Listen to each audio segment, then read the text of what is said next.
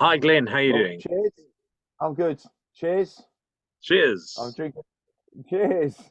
I'm good. Yeah, How are you? no, all good, all cool. Everything's good on my side. Hmm. Yeah, even better now. Some beer. Yeah. I got a Spanish red wine on the go, so Oh, lovely. So, so, you've been up to a lot of things. yeah, been busy. Well, I've been waiting for the band's recording a new album. Writing a new album, should I say? And I just thought I'd keep myself busy while I was waiting for the tracks to come in. So decided to do my own solo project. So, in the middle of a recording, you do your own EP. Well, they're writing. The band are writing. The band are writing. So Okay. Um, Well, I just yeah, I like to write lyrics to a track that's written rather than just like riff on riff. yeah, no, sure. So I, I, yeah, I I was I listening to, decided I to do was, my own solo project yeah, with but I wanted to make it different. I wanted to do songs that do cover songs that help me through a troubled childhood, like especially teenagers years. So they're all from the '90s, but I recorded them all in drop E, so it's all on 8 string guitars. so I know of one song, which is the Breed song by Nirvana, Yeah, which, it's a classic. and what made you do that one? What, Oh, well, because Kurt Cobain, and when I was about 11, 12 years old, he was my hero. He was my hero. He's my idol. So, um, and I just wanted to that's probably my favorite song on the album as well. So I decided to do that one. Yeah, as I said, but I wanted to do the originals. I wanted to do it different from the originals. So I, it's been recorded in drop E, and I've had to use a sub for a bass because obviously I've not got a 6 string bass. So, but it works. It works. I think it it sounds does? good. Yeah, it sounds different, and it's a different kind of It sounds meaty. yeah. It's definitely not Kurt Cobain, that's for sure. No, it's definitely not Kurt Cobain. So, No, it's so not. what other tracks have you actually done on that one? We are doing it's a 5 track EP. So we've got Refuse Resist by Sepultura. Ah, cool. All these songs are in Joffrey recordings as well. Yeah. Um, they're Blood is Thicker Than Water by Impaled Nazarene. I don't know if you remember that track or that album. No, That's I don't on. know. No, that's a good one. And we've got uh, a band called Misery Loves Co. Back from the mid '90s, an industrial metal band. My Mind Still Speaks, and then a real left field. There's What Do You Want From Me by Monaco, which was released in the mid '90s as well. Which I think is the bass player from. Is it the? I can't remember who it is now. I think it's from Joy Division. I think it Okay. is. Yeah. I can check. I can check. But it came out in the mid '90s. So that's a really like a it's a pop punk song really, but it's just going to make it into a metal song just because it helped me through some dark times when I was a teenager. So Well, I think having your vocal on there, because I've said this before, your vocal is like really awesome. It's a classic kind of there's no one out there that sounds like you. no, And I know a lot of people say that. the thing is, you'll hear a lot of death and a lot of singers, and they're kind of similar, but yours is it just stands apart from everything because it's got its own tone and its own, it's like you'll go, oh, that's definitely Glenn. I Yeah, can every time I hear your voice, it's like, yeah, it's really cool. So no it thanks, should man. it should be cool to hear some of that industrial what you've done there. I'd like to hear that. Yeah, yeah. There are some cleans on the album, but there will be some screams laid with it, so it won't be as cleans. So I think it's only My Mind Still Speaks, which has got it's not really cleans, but it's kind of a clean. But and obviously, What You Want From Me is a clean song, but won't be done clean. So So that's tell one me, trick. who's done the music on this? Who? It's all been recorded in here. It's all been recorded in the padded cell, as you can see. Yeah. Uh, Drums have been done on the electric kit back there, and I've got Jack from Vesicarum. He's done the guitars on a couple of tracks. I've got another chap called Cajun. He's done the guitars on the other couple of tracks. So, and obviously because the solos in Refuse Resist are pretty insane. So Yeah. it took someone who was really talented to do it. So, but it's all been Who- recorded in here, and then Graham Waller's mastered it. So Okay, Graham's it. Oh, that's cool. yeah, Graham's Um, on and it. and who did the drums? It's done there. There's an electric kit just behind you. Can you see it? Oh, yeah, who played it? Yeah, me. You played it. Yeah, I done it. Yeah. Ah, I didn't know you played drums. It took a yeah. I mean, the break was pretty simple, but Refusers this took a little bit of time to do. It was, but yeah, I did it all in electric kit, so it's all been done here. So it's all been mixed, recorded and mixed in my studio, and then obviously the mastering was done by Graham. So when did you start playing drums?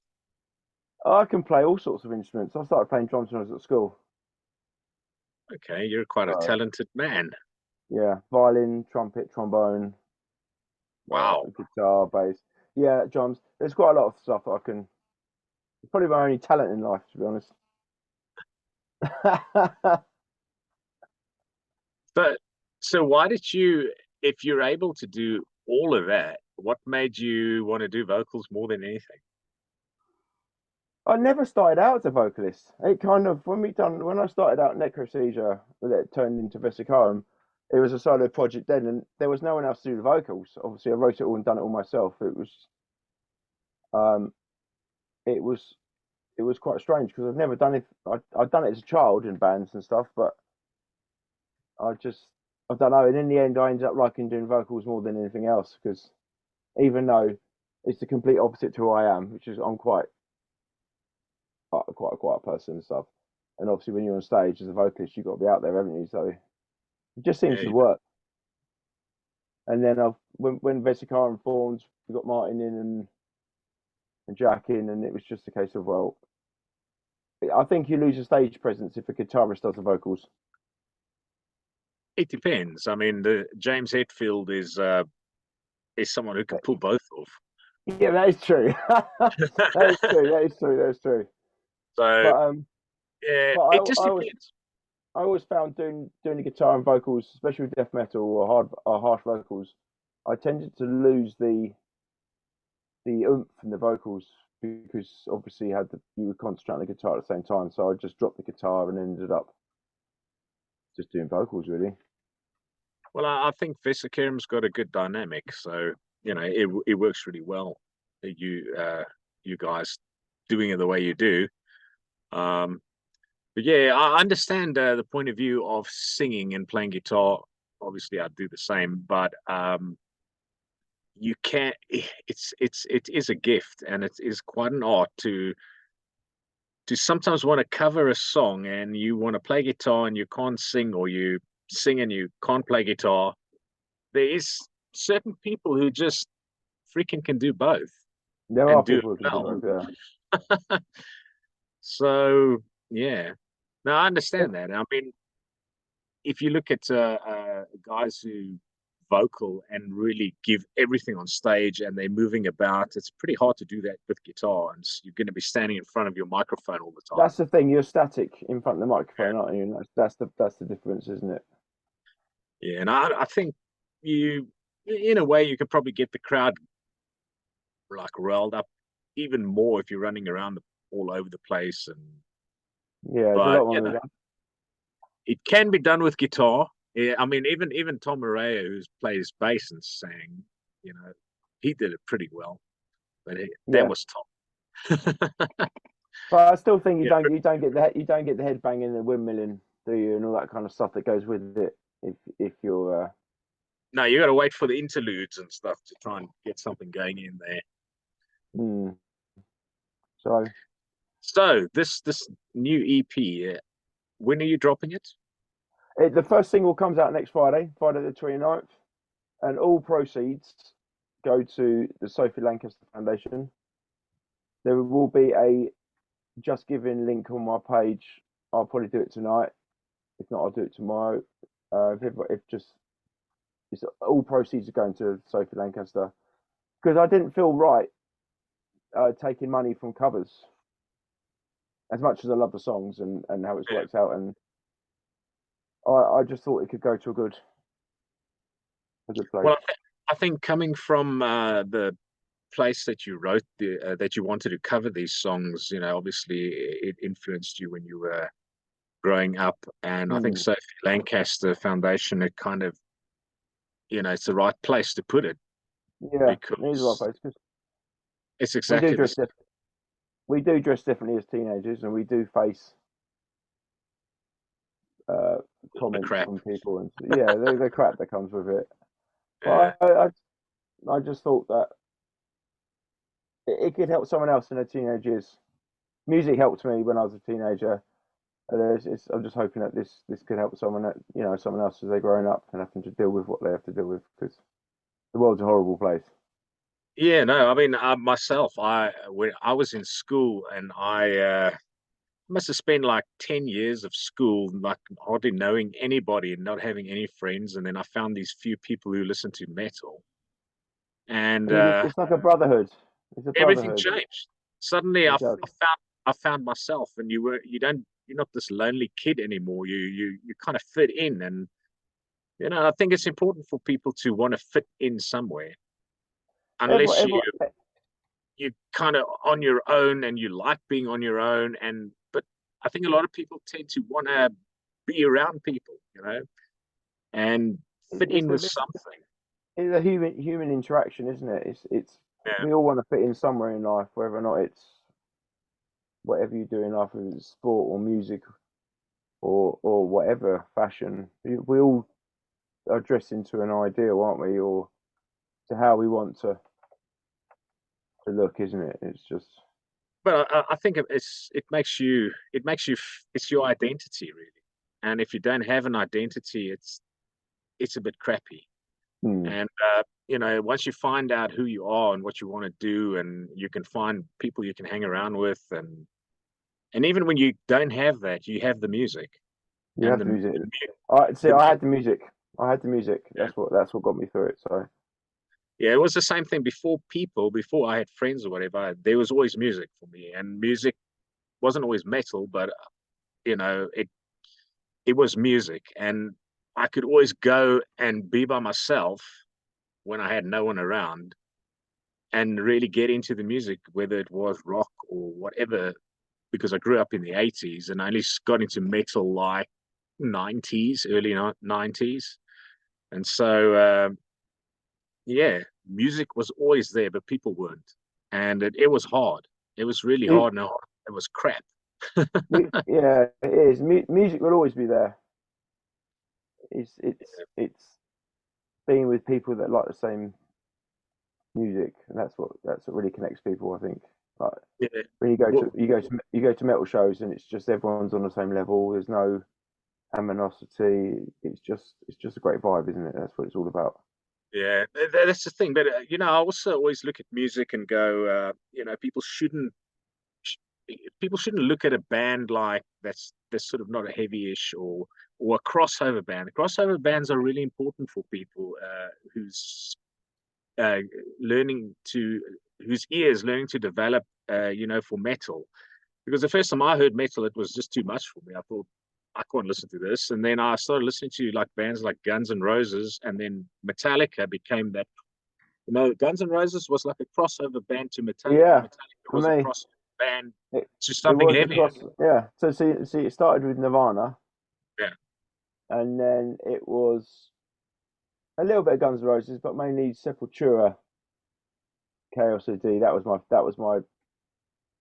my level into it. I yeah. think, but Nirvana for me was the gateway, That's the which thing. is why which is why I That's done this why track. that's why I never look at bands that are like a bit lighter or heavier. I love them all because I understand the process. I understand how a certain band that's not as heavy as the next band can actually help you, and you can actually become somebody who is important to metal. I mean, I think everybody from fans to whatever are really important to metal because the more we have, the stronger it is. And metal is a growing thing still. It's one of the music It's growing genres. fast. Metal, It yeah, just it's huge. it just grows, and we won't allow it to die because of it's real. And that's why I don't diss bands, even bands that I don't maybe listen to that much or don't like that much. I still don't diss them because they're still playing a key part in bringing people into the Yeah, community. I think you start at a lower level and then you kind of find your way into metal to a level where that's what you like, isn't it? I mean, I like a lot of deathcore, and a lot of my friends don't, and they find it too much. They like metalcore because, but we all have to go across up this ladder to find the level of Where we kind want of to be. where we want to be, Yeah. and for me, it's I, right at the top, obviously. But then some people I just, mean, some people will come in and stop at thrash, and thrash is all they want, and that is fine. There's no problem with that. And some people will go to death and so on. And there's even people that get into metal that go in hard from the yeah, word go, and they can do it. I wasn't one of those guys, but you know, I like what I like now, and it makes me feel good. And that's what music should do. It should make you feel good and make you. I mean, it can take you places. It can mm, alter your mood. It can heal you when you need to, and sometimes you need the slow stuff, and sometimes you need the fast stuff, and it's all there and it's all good. yeah. No, I completely agree. I think music is key to helping people through problems. Yeah. So No, I like wouldn't some want of to our do. low, I don't want to do some of this our, world without oh no, God no. it. Yeah. No, but to me, there's nothing like doing writing songs and doing lyrics and sitting in. I can sit for hours by myself and you know just create and just play guitar and sing. And I don't know, to me that's my space. I don't need to actually even be around a lot of people for that. It's like it's what music can do for you, if there's no one there. I think music is really important. So yeah, I think what you've done with the EP is sounds really cool, and it's a good thing because somebody's gonna listen to it and it's gonna help somebody. You will. Hopefully, someone's gonna listen to it and it'll help someone. Yeah, one of the Um, most amazing stories that I heard was a band called Scars of Sense. You may know Andy from Scars of Sense. yeah, They went to go play. I think it was Beer Mageddon, and this woman was standing in the audience, and she was in severe pain, 24/7. That's how she lives her life. And she said, just for that moment, standing in front of that band, it made all the difference. It makes the difference for you to go, I'm going to quit or I'm going to carry on. And it's yeah, that thing of music that you come into a point and you just go, I hear this song and I can go a little bit more. And we have to go that little extra distance because you never know what's around the corner. That thing that could make you feel better, that person that you might meet, you might that meet that person next to yeah, yeah, that door that might go open and changes everything for you. But if you didn't and you stopped and you said that was it and you ended right there, it's a sad thing. no, And it's just, even if you use music as your drug to get you through it, just to cushion the blows of it, I think it's a wonderful thing. yeah, it's nothing like gigging, is there? I mean, once the EP's released, we're hoping to go on to going to do shows with the EP and just spread the word. Basically, it's that's what we're I think looking it'll be. for. I think it'll be cool to do like a Sophie Lancaster gig Well, that's what I where was thinking. because it sounds like the whole EP is based around that type of thing, and it will It's pretty much it'll every be great. song is all the yeah. So that's what we're looking. That's what they were looking to. Everyone that's recorded on EPs up for it. I mean, we've even got violins on one It'll of the be really tracks. cool to do a Sophie Lancaster tour where you play a couple of venues or whatever, have a few bands come in and play along with you, and do an actual gig where you raise some money for them and just Yeah, spread the that'd be word. ideal. That'd be great. It'd be cool if you can pull that off, and maybe speak to what's his name from Beast Fest. Sure. Stuart. Yeah. Yeah, yeah. I'm hoping Stuart's going to jump on board. Hopefully, fingers crossed he will do. He does a lot for Have Sophie Lancaster, doesn't he? So He does, and I he mean, does a lot. So he's he's great a at good guy. organising. He's great at organising, and I think if you have a word with him, maybe you can do something with him. It will be cool to do like a multi, not just one show, but to do a couple of shows. Yeah, a few shows around. Yeah. But Yeah, yeah, that's what we wanted to do. We wanted to gig it once it's out. We're gonna just it might only be a half-hour set, but it all goes in good causes, doesn't it? So yeah, it does. So, what's happening with Vesicarium? Tell me a little bit about this new album. Vesicarum. We are currently writing. I think we've got 5, maybe 6 tracks. Maybe yeah, I think it's 5 or 6 tracks done. So it's all good. It's all going well. It's all going well. It's a bit more. It's a bit more. It's a bit different from the last album because the last album it was just the 3 of us that wrote it, wasn't it? It was just me, Martin, and Donald. And this time we've got Al and Jack's inputs. So it's there's a lot of different elements coming into it now, which is good. So it's going well. We've when we've been gigging, I think we've done 2 or 3 of the songs from the album. So the songs are out, but we're playing the songs live. Some of the songs, it's just not finished completely. And what are But the people's response to it? yeah, yeah, we our sets have been we open our sets with a new song. We've got I did a really big orchestral intro. It's a bit of a insight to write, some people say, but it's just basically we're just gonna. This album's basically on of deprivation of liberty, isn't it? Where things are taken away from you. So it's depression, addiction, religion. There's a song in there about how religion it can stop your rights and yeah, we've gone down a different road. This one, this is all about deprivation of liberty. This album is all about that. Where each there's lots of different versions of domestic violence. It's all different ways of having your liberty taken away from you. That's what the new album's about. That sounds So good. Sounds so like we've got that people can relate to quite a lot. yeah. I mean everyone. Yeah, the first song is all about this cost of living crisis where everyone's struggling. We can't pay our bills, and it's just about taking it back. And yeah, it was yeah. This album's it's going to be a different concept compared to the others because it's how I write the vocals, isn't it? So, but no, it's a lot, the music hasn't changed. It's still the music's still heavy. So there's we just thought we'd do a different direction with the theme of the album. The first track of the album is called "Enough Is Enough," which is, as I said, it's just literally enough. We've had enough of us of going to work, coming home, and our electric bills quadrupled. And it's we're all living in crap, and that's what it's all about. Uh, so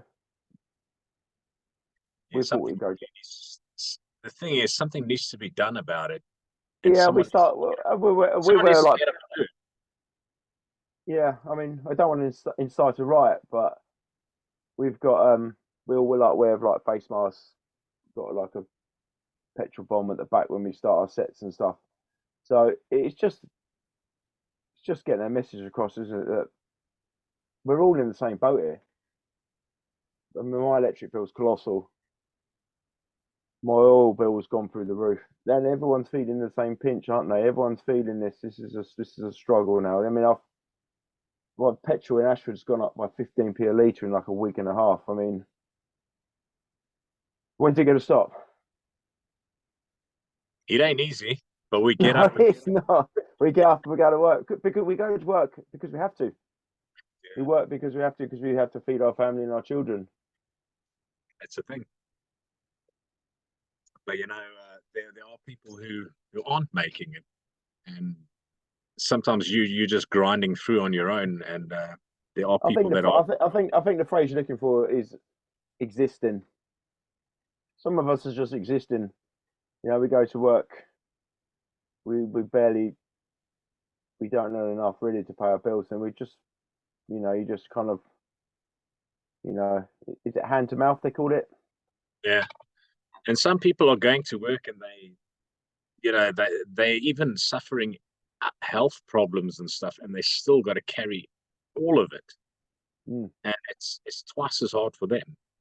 mm, yeah, And, you know, so there's even another layer on everything. If you're healthy and you can go to work and you're still struggling, that's hard. But I know people who are going to work and you look at them and you go, you shouldn't even be at work. You should be at home, with your feet up, trying to recover. And that's long term illnesses that they've got, and they're working and they're doing it and they're struggling. yeah. I mean, I mean, there's a song there, right there that could be added well, this in. is, and this, well, this is one of the tracks on the album is because I've got chronic back, like severe back problems. Yeah. Yeah, I still go to work because I need to pay the bills, and I could easily sit at home, but I choose to go to work because I'm just not, you know, I'm not just like that. But so I know what it's like to have to get up in the morning and be extremely stiff and sore and not be able to really bend over and do much, but still go to work because, you know, we have to go to work. Yeah. Well, This is what this is this, and obviously that's when, and obviously when my back first went, the doctors, the only thing that the doctors did rather than try and treat it, they just handed out opioids. It was opioids. It was just they would just basically, yeah, oh, my back hurting. Oh, here, have some more. Have some of this. Have some of have that. some more drugs.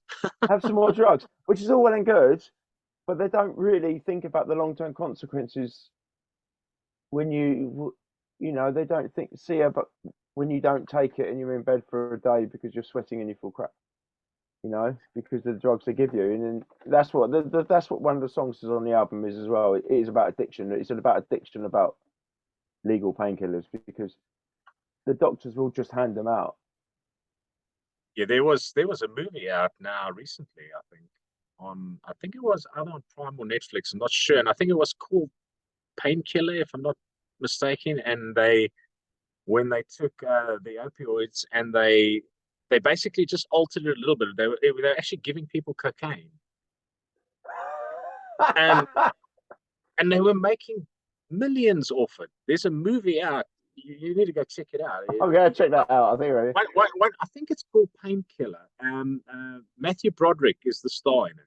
He plays this old dude and it's a real story. It's a genuine story that happened in America, and they drugged the whole nation basically, and they forced people to take this prescription drug, and in the meantime, it was like I think it was like cocaine or something. I can't remember exactly what it was, but they were basically the same thing. So once you get on it, and then eventually people were taking the pills and crushing it, and they were snorting it, and it caused a major problem. And I watched it the other day, and I was like, wow, this is freaking insane. Mm. Because people get addicted, they got addicted to it, and your doctor says, no, you've got to take this, and he prescribes it, and then they got people going out selling it to the doctors, and it's just incredibly nuts. And then eventually it all came out what was going on, and someone proved, the thing, and they tried to cover it up, and they did cover it up, and then it came out again, and it was, no, dude, you need to go check that movie out. You will. It wasn't. I don't think it's a movie. I think it's a little mini series, actually. Yeah, you need to go check that out. It's I'm just gonna grab a insane. beer. Don't stop the recording. I'm gonna grab a beer. Don't stop the recording. All right, no worries.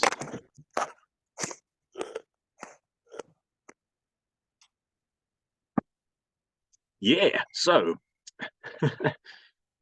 Glenn's just gone to grab a beer, and I'm having one. So cheers to everybody. I'm Right, back. okay, right.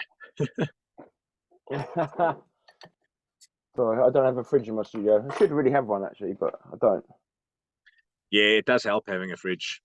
Well, you've got a bar. Yeah. Well, this is my studio. This is, I mean, we built on in here, so we got a drum kit. I've got a rolling drum kit in the corner now. Have you got a drum kit or have you got an electric kit? It's electric drum kit. Yeah. It'll be too loud if I get a drum kit. My neighbors will kill me. Well, the studio that what it was basically is that last year, obviously I've got a little one now. She's only 2. We couldn't afford to go away last year in the holiday, and I live in a council house, and we've got quite a big outhouse, which you can see. Um, and my son was off school, and we've just basically soundproofed and boarded out the the outhouse, and this is my little haven. This is where I come to. So I've got the guitars. I don't know if you can see them here. Look, guitar rack, Yeah. electric drums. The doors do shut, and it's this is my little cubby hole. This is where I come to escape. Yeah, you And need one of those places. I do. And the thing is obviously I got some expensive sound acoustic roll. You know the big rolls you get Yeah, from the person I work for. So we boarded it out, and it's all soundproof, and you can have it really loud in here, and you can't hear it outside. that's really cool. So, I I done the same kind of thing inside my metalhead, yeah, and and you've got a nice little bar. yeah. Well, it's really handy when when you're writing music and you can have a beer or a whiskey or a something. It really helps. Oh, I, it does. I there's times when I come in and I play and I sing and I play and I anything to drink and I keep my head nice and clear, whatever. But then sometimes when you're writing stuff and you get being creative, I just I want to have a drink. It just helps me. It can relax you, and it's just Yeah, good. it is. Obviously, I've got my. You can't see the studio desk because obviously it's in front of us, but I can show you.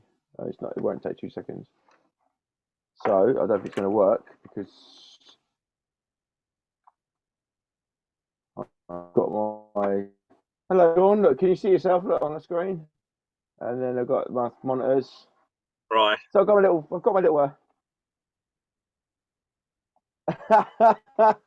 frozen. But yeah, I'm Oh, here. there we Can go. you hear me? We're back. We're I'm back. good. Can you see me? I can see you. We're back. Yeah. No, that's cool. You need that, and that's all you need is I that don't little know. space. Yeah, I think you need a creative space to write. And like when I first came up with the idea of doing the EP, I thought to myself, I wanted to do songs that help me get me through as a kid, as a teenager, especially. And then I thought about the songs I wanted to do, the big 5 songs. And then I thought, how do you make it different? How do you make a cover song different from the original? So I Yeah. decided I spoke to Jack. And I said, "Would you be interested to record Breed?" And he went, "Yeah, yeah, okay." I said, "Yeah, but I want to do it in drop E." And he was like, "Oh, okay." And everyone I've spoken to, even Graham Waller, said when I first said to him about it, he goes, "Is that really going to work? Will it work?" And because you dropped the guitars down so low, I had to use a sub. When I first sent it to Graham, he was just like, "Holy shit! This really fucking works. This is good." And it Yeah. adds such a beef to it. I mean, Nirvana's not necessarily heavy anyway, but when you put 8 strings on it, and you Yeah. Well, the music is it's way heavier than what Nirvana did. Um, it's way over, and even the Impaled Nazarene one is even though it's been dropped down, it's still really it's a really big it's an open song. There's quite a lot of open chords in it, and it sounds really good. even though Yeah. it's been dropped down a whole octave. So Glenn, I need to stop the recording because I only got 45 minutes and I can open another session and just start recording again. yeah, you can do it, or we can just chat. We can stop this and just chat afterwards. It's up to you. Okay. I'm gonna I think let me open a new recording because it's gonna time out on my side. And I think the Okay, same link will bring you back in. okay, let's try it.